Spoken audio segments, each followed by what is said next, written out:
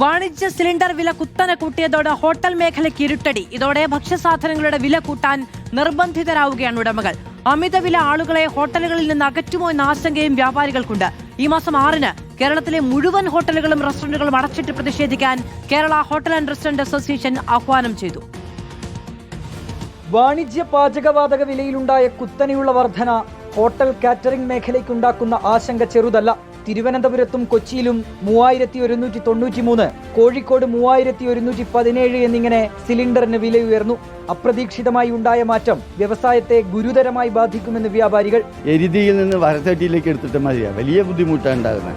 എങ്ങനെ ഈ മേഖല മുന്നോട്ട് പോകുന്നുള്ളതാണ്. തെരഞ്ഞെടുപ്പ് കഴിയുന്നതിന് വേണ്ടി കാത്തു നിന്ന മാതിരിയാണ് ഞങ്ങൾക്ക് തോന്നുന്നത്. നേരത്തെ പാചകവാതകത്തിന് ദൗർലഭ്യം വരികയും വില കൂടുകയും ചെയ്തതോടെ ചില ഹോട്ടലുകളിൽ ഭക്ഷ്യവസ്തുക്കൾക്ക് 10 മുതൽ 15% വരെ വില വർദ്ധിപ്പിച്ചിരുന്നു. ഇനിയൊരു വില വർധനവിലേക്ക് എങ്ങനെ പോകുമെന്നാണ് ഹോട്ടൽ ഉടമകളുടെ ആശങ്ക. സിലിണ്ടർ 1000 റുപ്യൻ്റെ അടുത്ത് കൂടിക്കുന്നു. ബിസിനസ് ഒന്നും മുന്നോട്ട് പോകാനുള്ള സാധ്യത കാണുന്നില്ല. അപ്പോൾ അടി കിട്ടി. ഇല്ല, ആദ്യമൊക്കെ നമ്മൾ പല റേറ്റ് തന്നെ കൊടുത്തത്, 10 റുപ്യ 12 റുപ്യ റേറ്റ് തന്നെ കൊടുത്തു എല്ലാ സാധനങ്ങളൊക്കെ. ഒരു 5 റുപ്യക്കുന്ന കടികളൊക്കെ വീണ്ടും വില കൂടിയുണ്ട്, കച്ചവടമൊന്നും ഉണ്ടാവില്ല. അപ്പം തന്നെ ആൾക്കാർ വീട്ടിൽ നിന്നൊക്കെ എന്താ ഉണ്ടാക്കി കൊണ്ടുവരും, ഭക്ഷണം കഴിക്കും, ആ അവസ്ഥയിലേക്ക് എത്തും.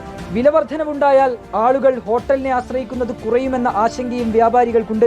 ചെറുകിട ഭക്ഷണ വിതരണ സ്ഥാപനങ്ങളിലും പ്രതിസന്ധി രൂക്ഷമാകും. വിവിധ ബ്യൂറോകൾക്കൊപ്പം റിപ്പോർട്ടർ, കോഴിക്കോട്.